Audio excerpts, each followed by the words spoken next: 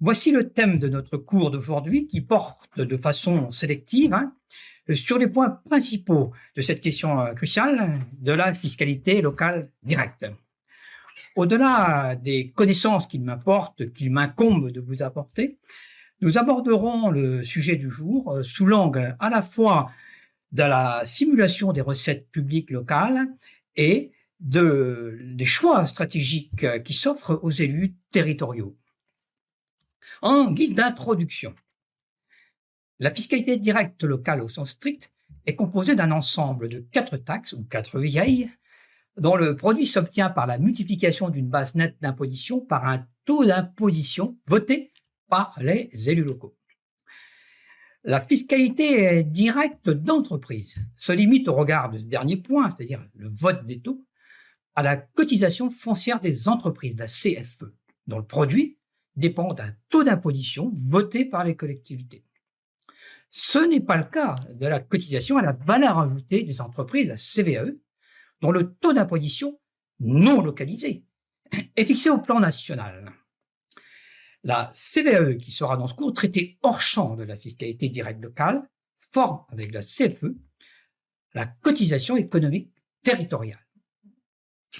La fiscalité directe sur les ménages maintenant s'entend communément de la taxe des habitations et des taxes foncières sur les propriétés bâties et non bâties. Concernant ces deux dernières, il s'agit d'une définition large, car s'y trouvent les impositions sur les terres agricoles ainsi que sur le foncier bâti industriel et commercial. En revanche, n'y figure pas la taxe d'enlèvement des heures ménagères perçue par les communes ou les EPCI en contrepartie du service de collecte et de traitement des déchets ménagers, cette taxe qui pourrait être assimilée à un impôt ménage direct. Par commodité, l'usage, l'histoire a consacré l'opposition entre d'un côté les 3 taxes ménages directes et la taxe économique locale directe que formait exclusivement la taxe professionnelle jadis, jusqu'à sa transformation partielle en 2011 en, d'une part, une contribution économique territoriale, regroupant la CFE et la CVAE, et d'autre part, l'imposition forfaitaire sur les entreprises de réseau. Tout cela ne sera pas étudié dans ce cours. Appliqué aux bases notifiées aux collectivités, le taux d'imposition voté détermine le produit attendu perçu par les collectivités, sachant que celui-ci ne correspond pas nécessairement au montant acquitté par les contribuables. La différence correspond au dégrèvement accordé par l'État. La fixation des taux d'imposition constitue la principale condition nécessaire d'autonomie fiscale. Elle n'est pas suffisante, dans la mesure où il faut aussi qu'existe une localisation des bases qui fournit l'autre condition nécessaire d'autonomie fiscale.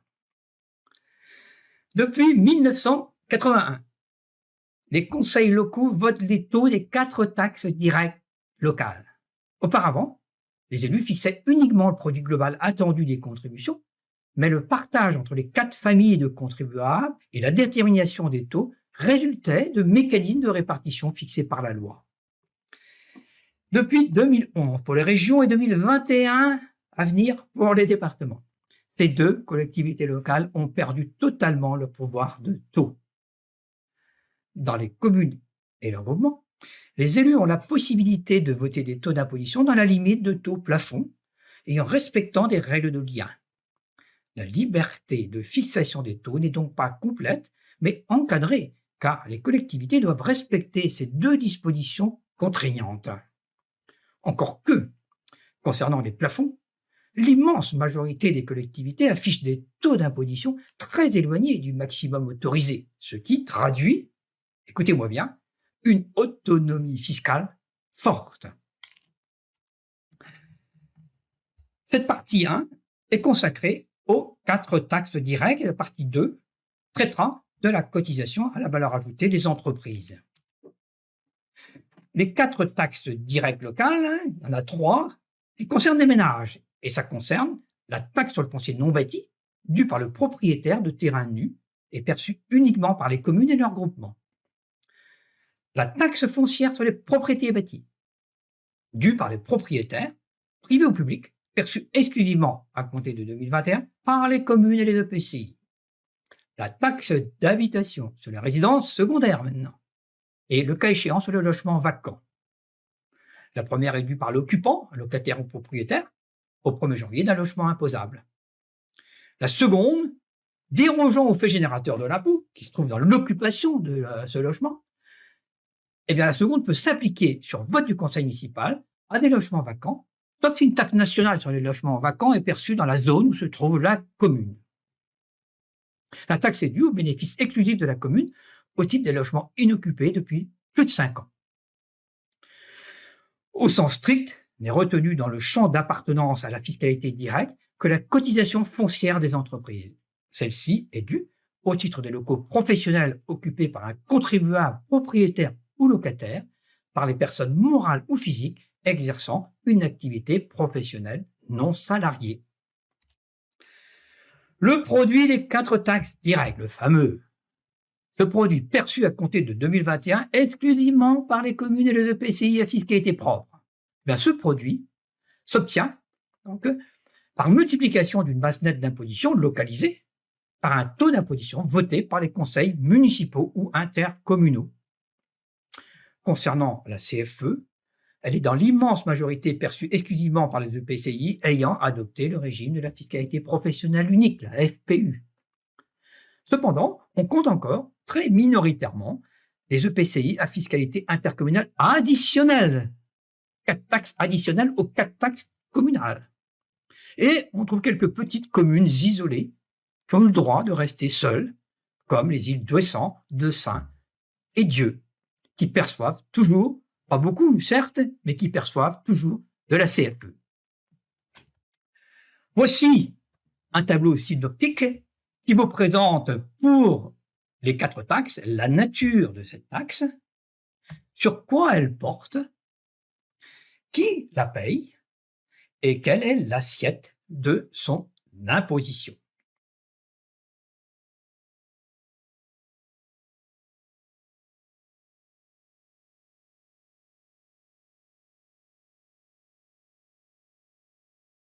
Maintenant que vous avez acquis les connaissances élémentaires sur l'assiette fiscale locale, passons aux choses sérieuses, au vote des taux d'imposition directe par les élus locaux.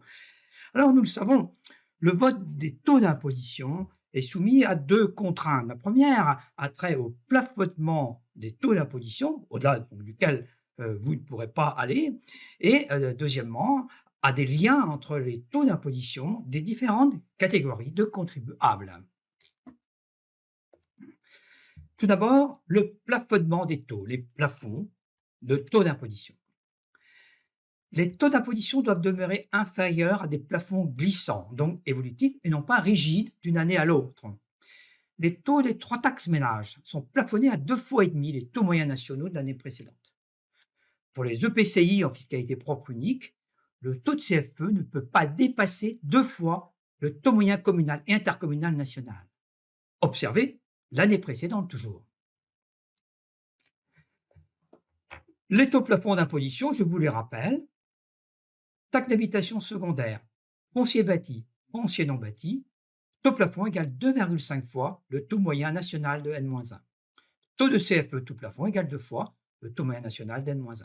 Alors pour 2021, le taux moyen national de N-1, donc de FB 2020, pour la référence, est la somme des taux moyens pondérés de foncier bâti des communes et des départements en 2020 en raison de la réforme fiscale qui fait passer le foncier bâti départemental dans les communes. Prenons par exemple les années précédentes auxquelles on appliquerait la réforme applicable en 2021. Le taux de foncier bâti constaté dans les communes est en moyenne nationale de 21,19 en 2018. Le taux plafond l'année d'après, c'est 52,98 après application des 2,5. Il y avait un taux de foncier bâti en 2018 et 2019 dans les départements. 16,38 multiplié par 2,5 égale 40,95. Eh bien, si on appliquait la réforme en 2018-2019, le taux de foncier bâti en moyenne nationale serait consolidé à 37,57, c'est-à-dire 16,38 plus 21,19. Le taux moyen national qui sert donc en référence pour l'année 2019, hein, c'est 37,57 multiplié par 2,5, ce qui signifie un taux de 93,93%, ce qui, vous l'accorderez, donc, est très élevé. Ce qui me fait redire que très peu de collectivités locales se trouvent proches du taux moyen national multiplié par 2,5.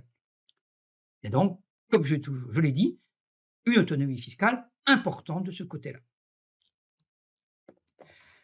Les liens entre les taux et donc le vote des taux. Les collectivités disposent de deux options de variation de taux, soit proportionnelle, même évolution des 4 taux, soit différenciée. Dans ce dernier cas, la loi instaure un lien entre certains taux dans le but notamment de protéger les activités économiques. Illustration du coefficient de variation proportionnelle.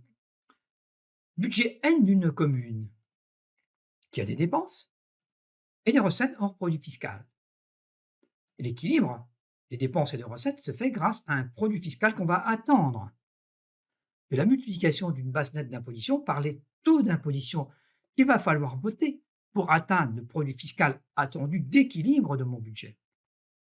Si je regarde la multiplication des bases nettes d'imposition multipliée par le taux de N-1, ça me donne un produit fiscal à taux constant, ce que j'aimerais bien pouvoir voter. Mais j'attends un produit fiscal d'équilibre pour financer mes dépenses. Eh bien, le rapport entre ces deux masses, produit fiscal attendu et produit fiscal à taux constant, c'est le coefficient de variation proportionnelle, qui est égal au produit attendu sur le produit à taux constant. Et je vous rappelle, le produit attendu n'est rien d'autre qu'un produit fiscal d'équilibre.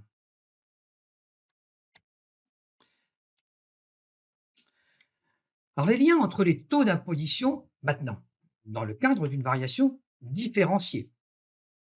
Concernant les taux ménages exclusivement, le taux de TH ne peut augmenter plus que le taux de foncier bâti, sauf si ce dernier augmente plus que le taux moyen pondéré des deux taxes foncières. Auquel cas, c'est cette évolution qui sert de plafond. La loi de finances 2020 a gelé le taux de taxe d'habitation pendant 3 ans, de 2020 à 2022. Autre lien, le taux de taxe foncière non bâtie, FNB, ne peut augmenter plus vite ou diminuer moins lentement que le taux de la taxe foncière. Autrement dit, si les élus peuvent bloquer ou diminuer à leur guise le taux de foncier non bâti tout en augmentant le taux de foncier bâti comme ils veulent, ils ne peuvent pas, à l'inverse, bloquer le taux de foncier bâti tout en augmentant celui du foncier non bâti. Rappel, évolution du taux de TH inférieur ou égal au minimum entre l'évolution du taux de foncier bâti et l'évolution du taux moyen pondéré des deux taxes, foncier bâti et foncier non bâti. Évolution du taux de foncier non bâti est inférieure ou égale à l'évolution du taux de foncier bâti. Illustrons. D'abord avec un exemple d'une année ultérieure à 2022. Car avant 2022, je vous le rappelle, le taux de taxe d'habitation est gelé de par la loi. Regardons du côté de l'évolution du taux maximum. Pour le foncier bâti, c'est libre. Je vais donc fixer un taux d'imposition comme je le veux, avec une évolution de 3%. Cette évolution de 3%, elle me donne l'évolution du taux maximum de foncier non bâti, qui ne pourra pas dépasser 3%. Je décide d'apporter une aide aux exploitants agricoles et je vais diminuer, comme je le veux, le taux de foncier non bâti de moins 2%. Ayant pratiqué d'ores et déjà l'évolution sur les deux taxes dites ménages, je vais avoir le taux moyen pondéré de ces trois taxes et donc l'évolution ici de 2,5% de ces deux taxes. Ce qui m'amène à obtenir l'évolution du taux maximum de taxe d'habitation. C'est l'évolution la plus faible entre l'évolution du taux de foncier bâti de 3 et l'évolution, ici, du taux moyen pondéré des deux taxes, foncier bâti et foncier non bâti. Je vais choisir l'évolution de mon taux de TH ici, de 1,5%. Je suis donc dans le vrai, comme je l'étais ici. Tout cela est parfaitement conforme à la loi et passera facilement le contrôle de légalité à la préfecture. Regardons désormais, à présent plutôt, n égale 2022. Le taux d'évolution, l'évolution maximum du taux de taxe d'habitation jusqu'en 2022, c'est 0%. Or, je suis toujours à mes 1,5% ici. Eh bien, ça, ce n'est pas possible, c'est faux.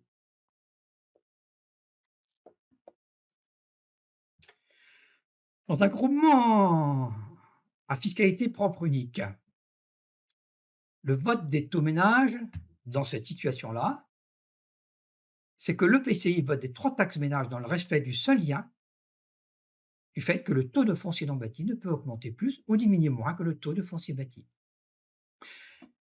Signalons que l'EPCI peut mettre en place, s'il n'avait pas déjà fait cette mise en place, opéré à cette mise en place, et s'il n'avait pas opté avant 2011 pour la fiscalité mixte, un taux de foncier bâti. Il peut, d'une année à l'autre, mettre en place un taux de foncier bâti sans qu'une règle s'impose à lui à ce moment-là.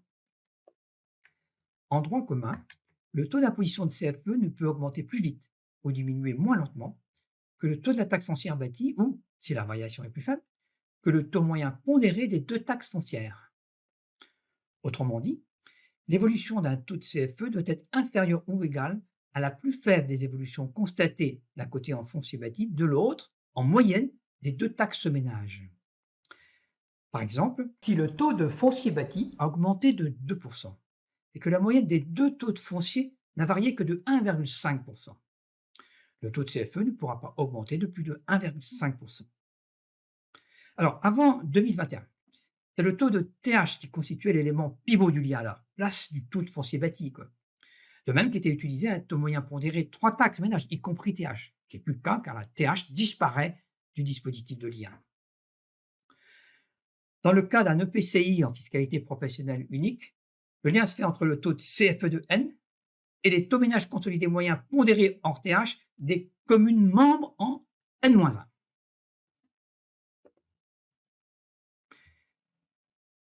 La croissance du taux de CFE doit être inférieure ou égale au minimum entre la croissance du taux de foncier bâti et la croissance du taux moyen pondéré des 2 taxes. Le lien à la baisse aussi nous intéresse. La croissance, ou plutôt la diminution du taux de CFE, doit être supérieure ou égale au maximum entre la variation à la baisse du taux de foncier bâti et la variation à la baisse du taux moyen pondéré des 2 taxes. Pour l'EPCI en fiscalité professionnelle unique, l'évolution du taux de CFE en N doit être inférieure au minimum entre l'évolution du taux moyen pondéré consolidé de foncier bâti et l'évolution du taux moyen consolidé des 2 taxes, toujours en N-.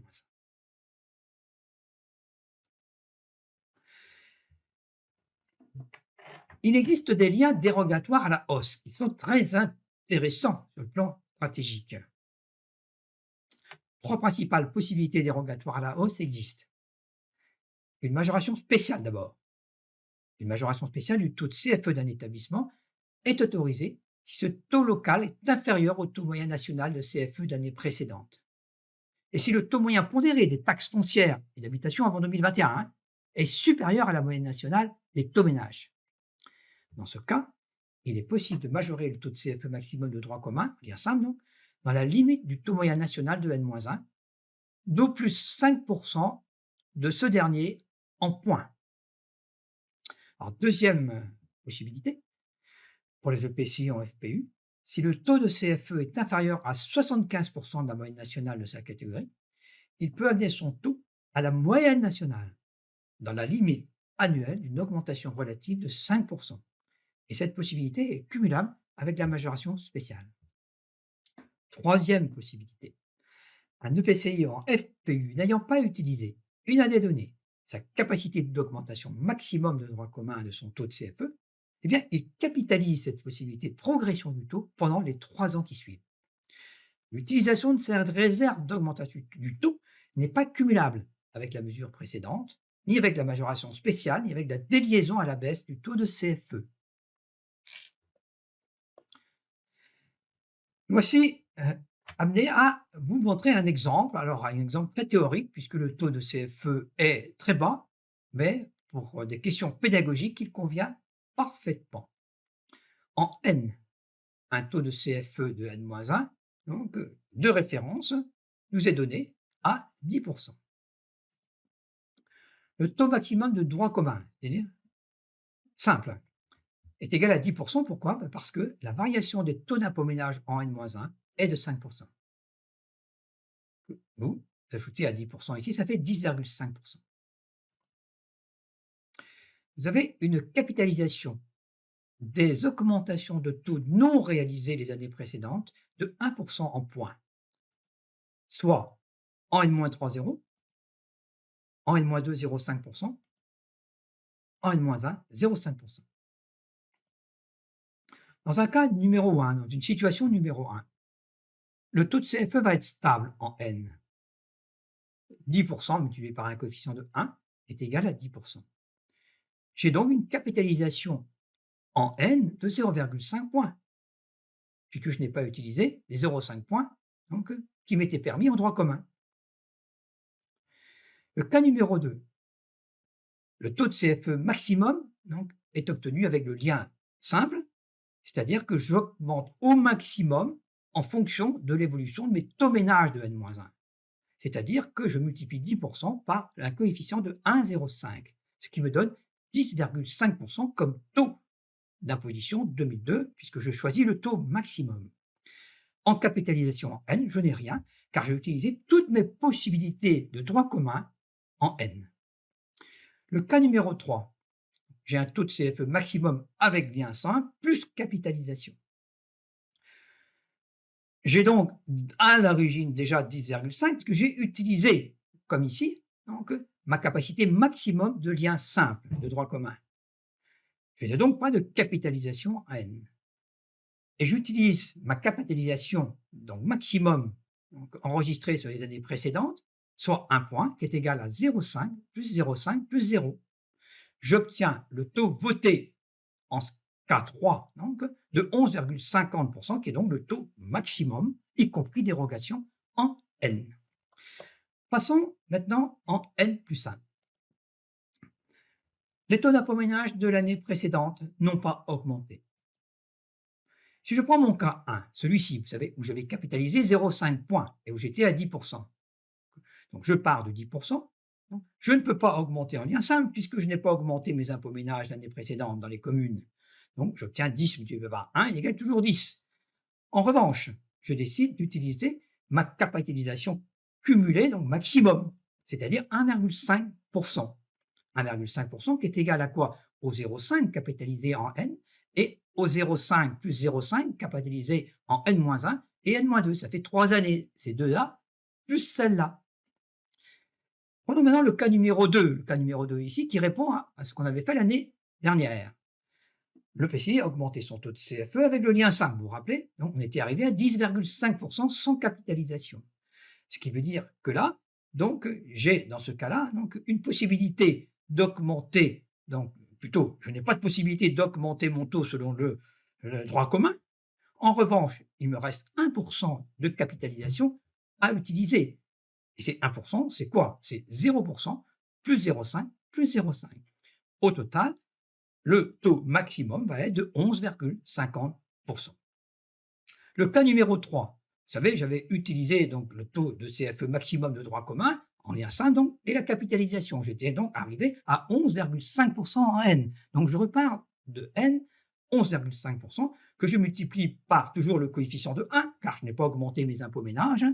Or, maintenant, est-ce que je peux encore avoir de la capitalisation? Ben non, puisque j'avais 0% ici, donc, et j'avais utilisé mes 1% au titre des années précédentes. J'ai donc tout utilisé l'année précédente, je n'ai pas capitalisé l'année précédente, je n'ai donc rien à rajouter et j'obtiens 11,50%. On observe dans les trois cas une similitude de niveau des taux maxima de CFE. Cela découle de la capacité de lissage dans le temps que fournit la capitalisation en termes de modulation de la pression fiscale sur les entreprises. Il existe aussi des liens dérogatoires à la baisse. La loi autorise une réduction des taux de taxes foncières sur les propriétés bâties et de TH avant 2021, sans obligation de diminuer les taux de CFE. Alors pour les communes, cette possibilité est assortie de conditions, de contraintes, de contreparties, qui ne seront pas ici étudiées. Vous vous reportez à notre ouvrage ou au poli. Dans le cas d'un EPCI en FPU, cas très largement le plus répandu, hein, la diminution sans lien classique du taux de CFE se pratique sans condition. Alors là, je dirais circuler, il n'y a rien à voir. Voici une illustration des mécanismes de lien entre la CFE et les taux ménages. Alors, c'est avant 2021. Alors, pourquoi? Car nous ne bénéficions pas aujourd'hui des éléments pour le vote des taux de 2021, avec toutes les moyennes nationales que nous utilisons pour savoir si on est éligible ou pas à telle dérogation. À partir de là, nous avons été obligés de conserver les éléments qui étaient utilisés avant 2021, c'est-à-dire le produit de TH consolidé, taux moyen considéré de TH consolidé, et les trois taxes consolidées, alors qu'à partir de 2021, on ne prendra plus en considération que le produit de foncier bâti ici, que le taux moyen pondéré de foncier bâti consolidé. Pareil, ici, on ne prendra en considération que les 2 taxes au lieu des 3 taxes qu'on voit apparaître ici. Alors, je précise les éléments de ce tableau. Vous avez ici le produit de TH communal au total, le produit de TH de l'EPCI, vous obtenez le produit de TH consolidé, bientôt le produit de foncier bâti consolidé. Vous divisez par les bases nettes communales de TH ici, de foncier bâti plus tard, vous obtenez le taux moyen pondéré de TH consolidé. Vous avez ici le produit de 3 taxes communales, bientôt des 2 taxes. Le produit de 3 taxes de l'EPCI, ça nous donne au total un produit de 3 taxes consolidé, commune plus groupement. Vous divisez par les bases nettes 3 taxes communales, vous obtenez le taux moyen pondéré 3 taxes consolidées. Vous observez ce qui s'est passé en termes d'évolution entre N-1 et N-2, ou plutôt l'inverse. Évolution ici avec un coefficient de 1,02949, 2,949%. En revanche, si vous prenez en considération les 3 taxes ménages, l'évolution du taux moyen pondéré, c'est 1,0681, 1,681%. Eh bien, vous allez prendre le plus petit des deux. Et le plus petit des deux, c'est celui de la moyenne pondérée, c'est-à-dire 1,0681. Voici maintenant le calcul du taux maximum de cotisation foncière des entreprises. En droit commun, tout d'abord, vous partez d'un taux de 24,13%. Vous lui appliquez le coefficient d'évolution maximum de droit commun que vous connaissez. Vous obtenez un taux de CFE maximum de droit commun de 24,54%. Une dérogation 1 maintenant. On met en 1 la dérogation pour taux de CFE très faible, inférieur à 75% de la moyenne. On va aller chercher de nouveau le taux d'imposition de N-1, c'est-à-dire 24,13%, que vous comparez à 75% de la moyenne nationale. Vous apercevez que votre EPCI n'est pas éligible à cette dérogation. On aura donc un supplément égal à 0. On reste à 24,13, mais comme on va prendre à ce stade de notre déroulement le plus élevé des deux, on a toujours la possibilité de 24,54 par rapport à ce qu'était le taux de l'année précédente, 24,13%. Passons à la dérogation 2. La dérogation 2, c'est la majoration spéciale. Alors, on répond aux conditions que vous pourrez regarder et examiner par vous-même.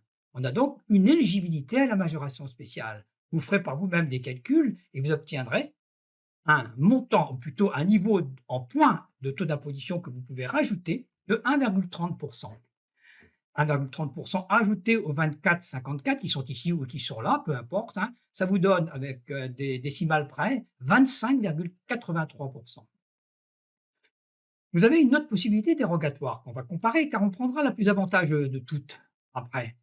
C'est la dérogation liée à cette fameuse mise en réserve. Vous savez, la capitalisation sur 3 ans. Quelle est cette capitalisation? Elle est de 0,6 points. 0,06 points, c'est pas grand-chose, mais c'est toujours ça de bon à prendre. Alors, c'est tributaire des choix qui ont été opérés les années précédentes en termes de vote des taux. Pas de capitalisation en N-3, pas non plus en N-1. Il y a seulement en N-2 qu'on n'a pas effectué le choix de voter un taux d'imposition maximum. On rajoute de 0,06 au 24,54, c'est-à-dire l'évolution maximum de droit commun, et on obtient 24,60. On va aller regarder quelle est la solution la plus avantageuse, dans la mesure où on a envie d'augmenter au maximum son taux de cotisation foncière des entreprises, bien entendu. Et on s'aperçoit que c'est le 25,83, donc selon la dérogation numéro 2 de la majoration spéciale. Le taux d'imposition donc, va pouvoir augmenter donc, de 7,1% pour avoir un taux d'imposition de 25,83. 7,1%, ce n'est pas négligeable du tout. Voici un schéma général d'illustration du lien entre les taux qui a été imaginé naguère par Pierre Sariot lors d'un cours qu'il prodiguait dans ce master, dans le cadre de la faculté de sciences économiques de Rennes. Le taux de CFE, vous pouvez le baisser tant que vous voulez, liberté totale. Le taux de foncier bâti ou le taux moyen pondéré des deux taxes, vous pouvez les augmenter tant que vous voulez, au sens global du terme. En revanche, le taux de CFE, vous ne pouvez pas l'augmenter comme vous voulez, comme on vient de le voir dans les pages précédentes. Il y a également une possibilité de baisse libre, mais les dérogations font, dans les EPCI, comme je vous l'ai dit, que finalement vous pouvez, comme vous voulez, baisser votre taux ménage sans forcément baisser le taux de CFE. Du côté du foncier non bâti, pareil, la baisse est libre. Vous pouvez faire ce que vous voulez en taux de foncier non bâti du côté de la baisse. Du côté du taux de foncier bâti, donc au regard du taux de foncier non bâti, vous pouvez l'augmenter tant que vous voulez. Il n'y a pas de ce côté-là de lien avec le taux de foncier non bâti. En revanche, vous ne pouvez pas augmenter le foncier non bâti librement, car cette évolution est liée à celle du taux de foncier bâti. La partie 2 de notre cours est consacrée à la cotisation à la valeur ajoutée des entreprises. La CVAE constitue avec la cotisation foncière des entreprises, la CFE, la cotisation économique territoriale, la CET. Le produit de CVAE reçu par les collectivités locales est calculé à partir d'un taux unique national d'imposition de 0,75% appliqué à la valeur ajoutée des entreprises. C'était 1,5% avant 2021. Le taux global de 0,75% se décompose depuis la suppression de la CVAE régionale en 2021 en 0,3975% pour le bloc communal et 0,3525% pour les départements. En effet, à compter de 2021, ces derniers perçoivent 47% de la CVAE contre 53% pour le bloc communal. Il est intéressant sur le plan économique de suivre l'enchaînement des opérations allant de l'entreprise à la collectivité locale. Commençons par la CVAE pour l'entreprise. La CVAE est due avant dégrèvement, je dis bien avant dégrèvement, par toute entreprise dont le chiffre d'affaires dépasse 152 500 €. Rappel, la valeur ajoutée mesure l'écart entre, d'un côté, la somme des produits ou services vendus à laquelle s'ajoute la marge commerciale entre vente et achat de marchandises, le négoce si vous voulez, de l'autre, la somme des entrants aux consommations intermédiaires dans le processus de production, les matières premières, l'énergie, les loyers, les services divers, etc. Le montant calculé de CVAE ne peut amener l'entreprise à payer une CET supérieure, après 2020, à 2% de la valeur ajoutée produite par l'entreprise. C'était 3% avant 2021. Attention, l'écrêtement est appliqué à la CFE. Regardons de plus près l'assiette de la CVAE. L'élément d'imposition de cette taxe est la valeur ajoutée nette, c'est-à-dire la valeur ajoutée après retraitement comptable par l'administration fiscale. On enlève les transferts de charges et de produits et, attention aussi, les loyers de longue durée. La base d'imposition ne peut, dans le cas général, dépasser 80% du chiffre d'affaires si ce dernier est inférieur ou égal à 7,6 millions et 85% en cas contraire. La territorialisation de l'assiette, ça aussi, c'est important pour nous, s'effectue au prorata pour les 2/3 de l'effectif localisé dans l'établissement situé dans la collectivité et pour 1/3 de la valeur locative de la CFE.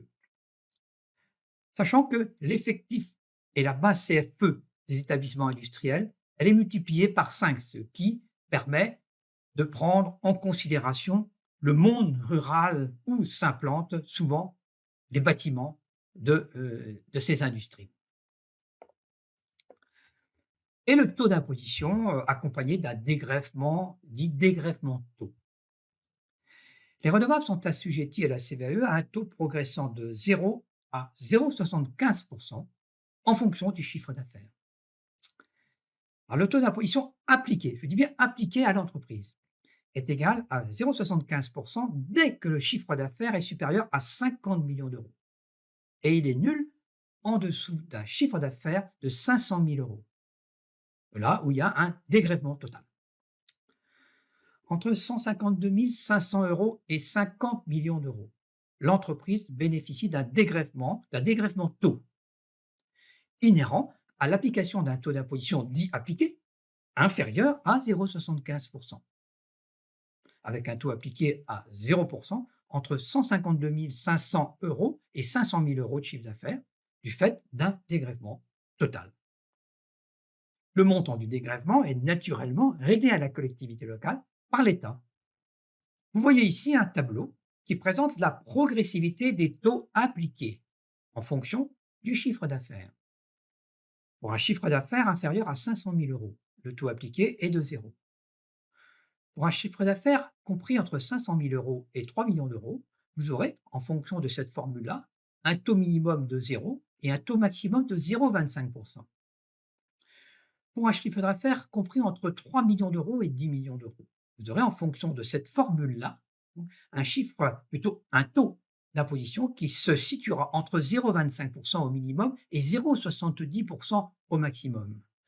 Entre 10 millions d'euros et 50 millions d'euros, selon la formule ici présentée, vous aurez un taux d'imposition qui se situera entre 0,70% et 0,75%. Après, c'est un taux unique de 0,75%. Voici le graphique de la progressivité. À partir d'un chiffre d'affaires de 500 000 euros, vous commencez à vous voir appliquer un taux qui va progresser de manière fulgurante jusqu'à 0,25% pour un chiffre d'affaires de 3 millions d'euros.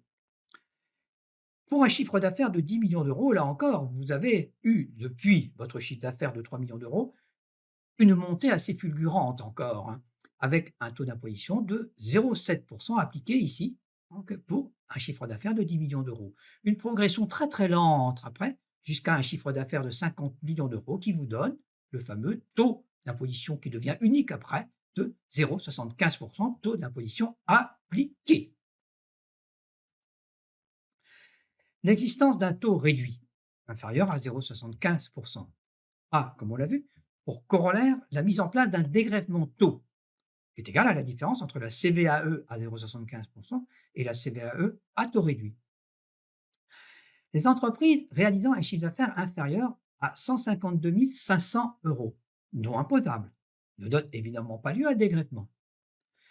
À partir d'un chiffre d'affaires de 152 500 euros et jusqu'à 50 millions d'euros, les entreprises cotisent au taux de 0,75%, mais sont remboursées par dégrèvement plus tard en fonction de leur taux appliqué. C'est comme si elles cotisaient en réalité en fonction de leur taux appliqué. Au-delà de 50 millions de chiffre d'affaires, le taux appliqué est égal à 0,75% et aucun dégrèvement évidemment n'est mis en œuvre. Le dégrèvement taux a pour effet, pour les entreprises, premièrement, d'annuler la CVAE des entreprises dont le chiffre d'affaires est compris entre 152 500 euros et 500 000 euros. Deuxièmement, de transformer le taux unique de 0,75% en un taux progressif compris entre 0 et 0,75% en fonction de l'importance du chiffre d'affaires, ce qui est illustré par la superposition des deux courbes dans le schéma suivant, l'avant-dégrèvement et l'après-dégrèvement, qui nous montre la différence entre le taux unique applicable, pour le coup, et le taux appliqué réellement aux entreprises.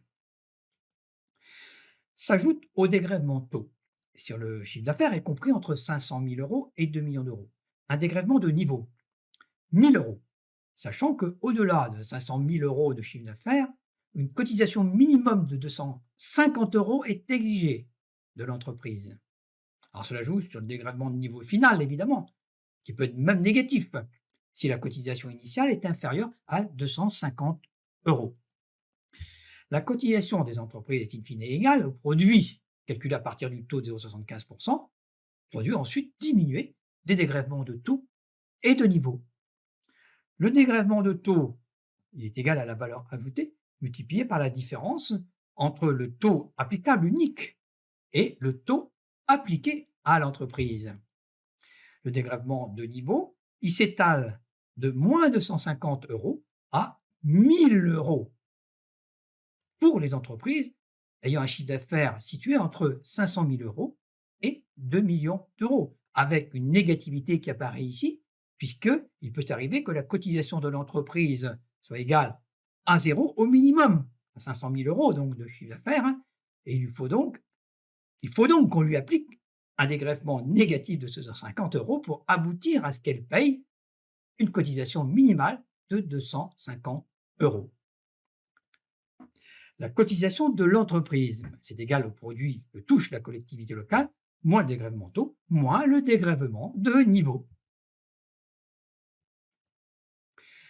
Voici un tableau qui part d'un chiffre d'affaires en progression entre 150 000 € et 150 000 € et 60 millions d'euros. Vous voyez apparaître ici le produit touché par la collectivité locale, le dégrèvement taux, la cotisation de l'entreprise initiale après dégrèvement taux. On fait apparaître après le dégrèvement de niveau pour les entreprises dont le chiffre d'affaires se situe entre 500 000 € et 2 millions d'euros, avec ici un dégrèvement maximum de 1 000 € pour les entreprises, une entreprise donc, dont le chiffre d'affaires est égal à 2 millions d'euros. Quand vous êtes encore proche des 2 millions d'euros, 1,7 million, 1,9 million, vous avez encore un dégrèvement de 1 000 €. Mais quand vous vous approchez de 500 000 €, ici vous voyez apparaître un dégrèvement qui n'est pas égal à 1 million d'euros. Pourquoi? Parce qu'il faut assurer donc, que l'entreprise paye au moins 250 €, ce qui explique par exemple ici que le dégrèvement de niveau soit négatif, de telle sorte que les 158 € de cotisation initiale de l'entreprise arrivent à 250 au final.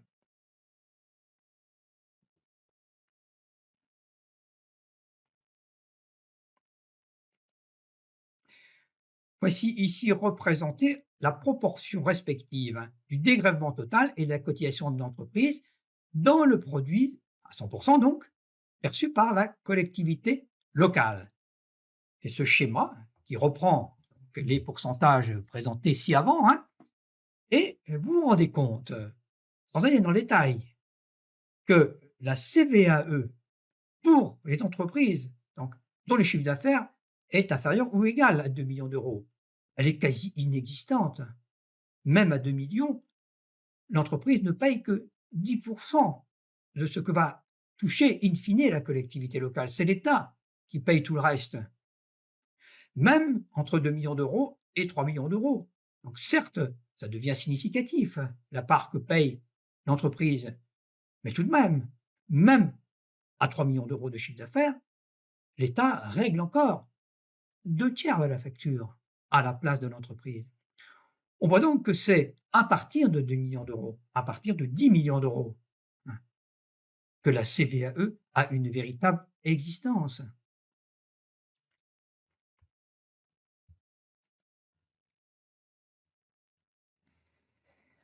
Le temps est venu de porter notre attention sur la cotisation à la valeur ajoutée des entreprises perçues par la collectivité.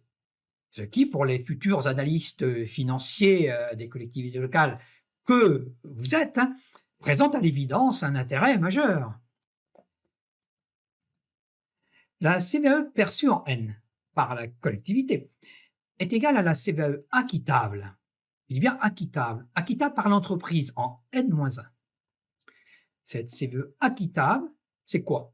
Eh bien, elle est déterminée théoriquement en ajoutant à la CVAE acquittée, collectée auprès de l'entreprise donc, le dégrèvement pris en charge par l'État au titre de l'année précédente. C'est, au décalage de dégrèvement près, ce que l'entreprise paierait au taux de 0,75% si aucun dégrèvement ne lui était accordé. Il est intéressant de mettre en lumière l'enchaînement des opérations menant de la valeur ajoutée d'une entreprise à sa CVAE acquittée, puis à la CVAE perçue par la collectivité locale. Ce processus présente un intérêt certain pour les travaux d'analyse prospective reliant la situation ou le développement économique d'un territoire au retour fiscal qu'il enregistre à moyen terme. Est mise ici, pour exemple, en jeu une chute du chiffre d'affaires et de la valeur ajoutée d'une entreprise en 2020, tiens donc, avec rebond en 2021. Deux scénarios situationnels sont testés. L'un en situation normale et l'autre en situation de diminution en 2020 des acomptes sur CVAE des entreprises, qu'explique sur le plan de notre trésorerie leur difficulté à payer en 2020 des acomptes qui, de surcroît, sont loin de représenter le montant de CVAE qu'elles rattacheront à l'exercice 2020. Alors, dans notre exemple, les collectivités territoriales réceptrices de l'impôt sont réduites au département et au bloc communal. Ceci nous permet d'homogénéiser les éléments d'avant et d'après 2021, c'est-à-dire après que la CVAE régionale aura été supprimée. Exemple de cette entreprise A, en simulation 1, sans ajustement des acomptes réglés par l'entreprise en 2020. Ce chiffre d'affaires de l'entreprise, il est de 12 millions 100 et il augmente, très bien d'ailleurs, de 10% par an. 2020 survient la crise, dure pour cette entreprise, qui perd 30% de son chiffre d'affaires, qui passe en dessous des 10 millions d'euros, ce qui vous dit quelque chose, ça passe en dessous des 10 millions d'euros, se situant à 8 470 000. Le rebond est représenté ici par les 57% d'augmentation. Attention, les 57% sont à comprendre de la manière suivante. Nous appliquons par hypothèse 10%, non pas à 2020, mais à 2019. C'est une remise à niveau simple, avec la même augmentation qu'en vitesse de croisière pour ce qui concerne le chiffre d'affaires. La valeur ajoutée nette par rapport au chiffre d'affaires, dans notre exemple, elle représente 86%. Sauf en 2020, où le pourcentage diminue. Pourquoi? Parce que, alors même que le chiffre d'affaires diminue de 30%, un certain nombre de charges fixes demeurent. Ce qui fait que la valeur ajoutée va diminuer plus fortement que ne le fait le chiffre d'affaires. Nous obtenons une valeur ajoutée nette de 6 945 000 qui, elle, s'abaisse de 33,3%. On repart après à la hausse, bien entendu, avec l'effet rebond et la vitesse de croisière qu'on reprend à partir de 2022. Il y a un plafonnement de la valeur ajoutée à 85% du chiffre d'affaires pour les entreprises dont le chiffre d'affaires est supérieur à 7,6 millions. C'est le cas de notre entreprise.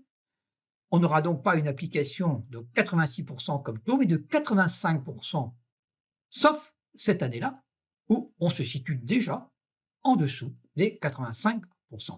La valeur ajoutée plafonnée en 2020 est donc égale à la valeur ajoutée nette tout court. Le taux d'imposition qui va s'appliquer à la valeur ajoutée plafonnée, c'est-à-dire à la base d'imposition. C'est 0,7% selon la formule que j'ai pu vous expliquer, 0,7%, arrondi toujours par défaut, et comme vous le savez, au-delà de 10 millions d'euros de chiffre d'affaires, la progression est très très très faible. Ce qui veut dire qu'on reste par défaut à 0,70% jusqu'en 2019. Le taux d'imposition s'effondre ici. Pourquoi? À cause de la baisse très importante du chiffre d'affaires, qui de surcroît passe en dessous des 10 millions d'euros. 0,60% donc de taux d'imposition appliqué par rapport à 0,70. On retrouvera après les 0,70 qui vont progresser légèrement pour arriver à 0,71% en 2024. Eh bien, on applique à la valeur ajoutée plafonnée le taux d'imposition appliqué à l'entreprise et on obtient ce qui est dû au titre de l'exercice par l'entreprise, ce que l'entreprise va rattacher à l'exercice en début d'année suivante, donc ce qu'elle va donc rattacher à son exercice, ce que représente la CVAE donc, de cette entreprise au titre de l'année donnée. nous obtenons ici un double effet. Un double effet, un premier effet qui est lié à la baisse importante de la valeur ajoutée nette et un deuxième effet qui est lié à la diminution du taux. Effondrement donc de la CVAE de cette entreprise due au titre de N. Et puis on retrouve ici l'effet de rebond et la progression naturelle de la CVAE au titre de l'année. Mais intéressons-nous à ce que va payer l'entreprise. Là, on se situe au niveau de la trésorerie et non pas au niveau du bilan. Au niveau de la trésorerie, qu'est-ce qu'on va faire payer à l'État cette entreprise? Elle paye à l'État. L'État, on verra après comment elle paye les collectivités locales. Là, pour l'instant, on paye à l'État, l'administration fiscale, donc un impôt. Donc, eh bien, premièrement, on va payer ce qu'on appelle des acomptes. Les acomptes, qu'est-ce que l'acompte? Eh bien, l'acompte, c'est tout simplement le produit de CVAE au titre de l'exercice précédent. Donc, on vous fait payer ce que vous auriez dû payer l'année avant si on avait vraiment fait payer l'entreprise au titre qu'elle doit au titre de l'exercice. 71 995, pareil l'année d'après. 41 662 en titre d'acompte payé par l'entreprise, donc qui va donc payer ce qu'elle aurait, si on veut, dû payer l'année d'avant. Alors, le terme dû ici, c'est un terme légal, c'est la loi qui emploie ce terme, c'est pas ce que j'aurais voulu employer, car le dû, il est ici. Bon, on peut accepter qu'on applique le qualificatif de dû ici ou ici, mais c'est trompeur, c'est ambigu. Là, c'est effectivement ce qu'on va payer et non pas ce qu'on doit. On paye en 2020 ce qu'on devait justement au titre de l'exercice l'année précédente. On paye également en 2020, ici, un solde qui va s'ajouter aux acomptes qu'on paye. 6 545, 6 545, excusez-moi, en 2020. C'est quoi ce 6 545? Eh bien, c'est un solde. Le solde de quoi? Eh bien, c'est la différence entre ce qu'on devait en 2019 au titre de l'exercice et ce qu'on a payé comme acompte. Ça moins ça nous donne 6 545. C'est logique. On paye ce que on rattache à l'exercice, mais avec un décalage, tout simplement.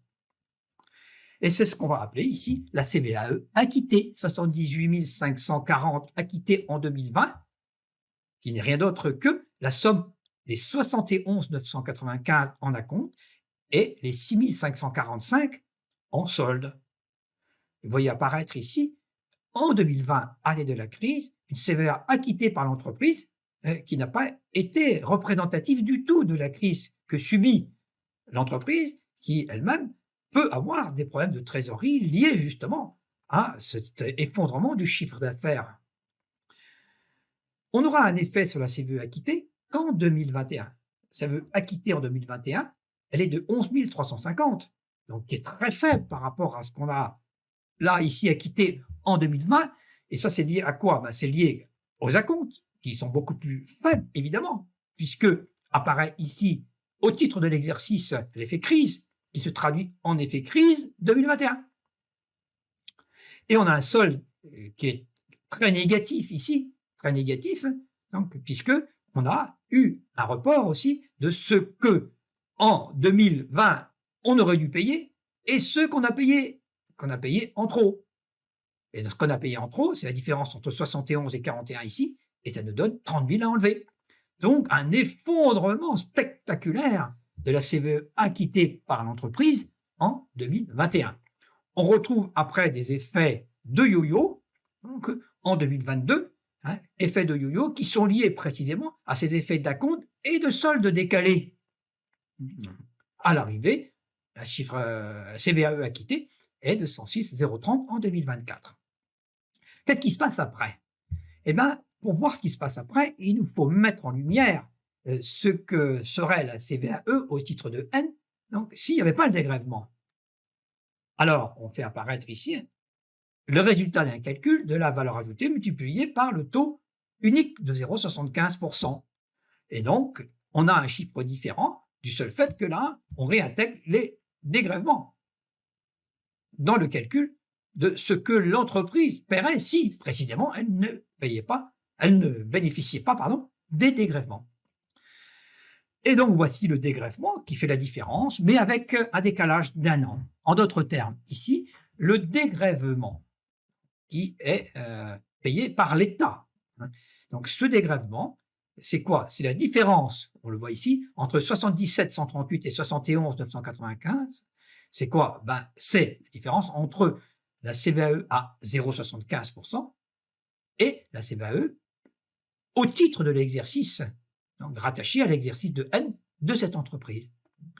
L'année d'après, puisqu'on met un an de décalage, pour ce qui concerne les dégrèvements en général, on fait apparaître un dégrèvement de 543.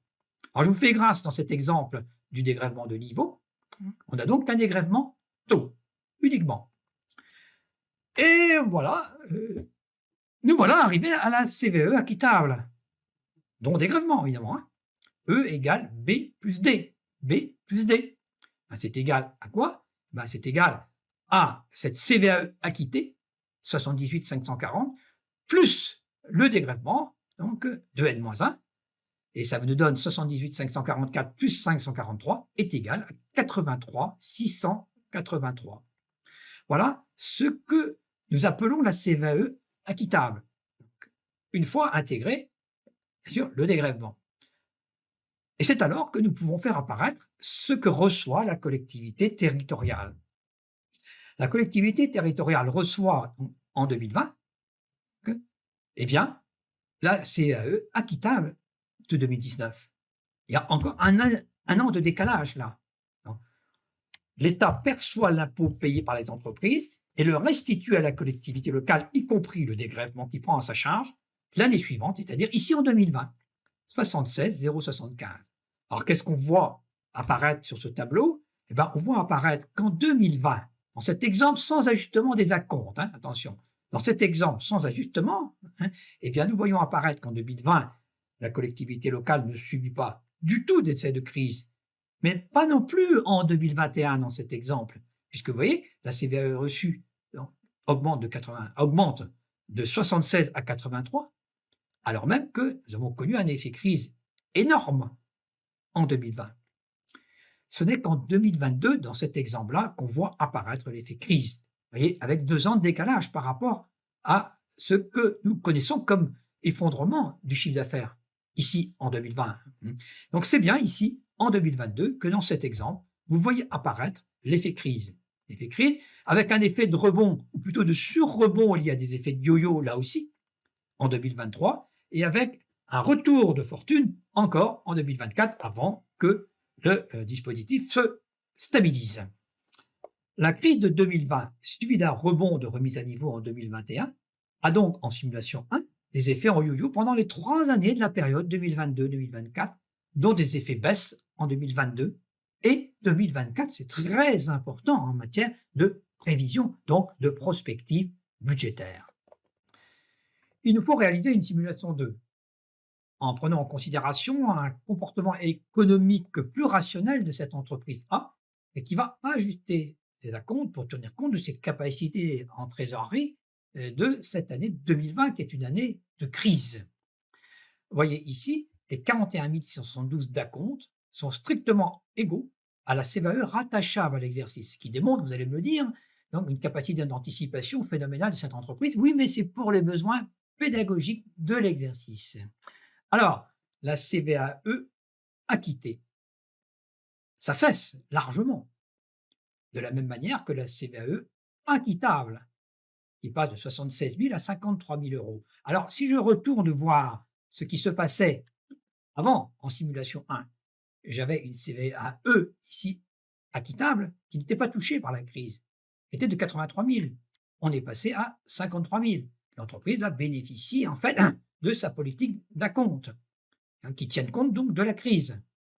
En 2021, il y a un report encore aussi là, puisque vous êtes ici en situation de ne pas avoir de solde et d'avoir un 41 672 d'acompte qui est très loin de ce qu'est la CVAE rattachable en 2021.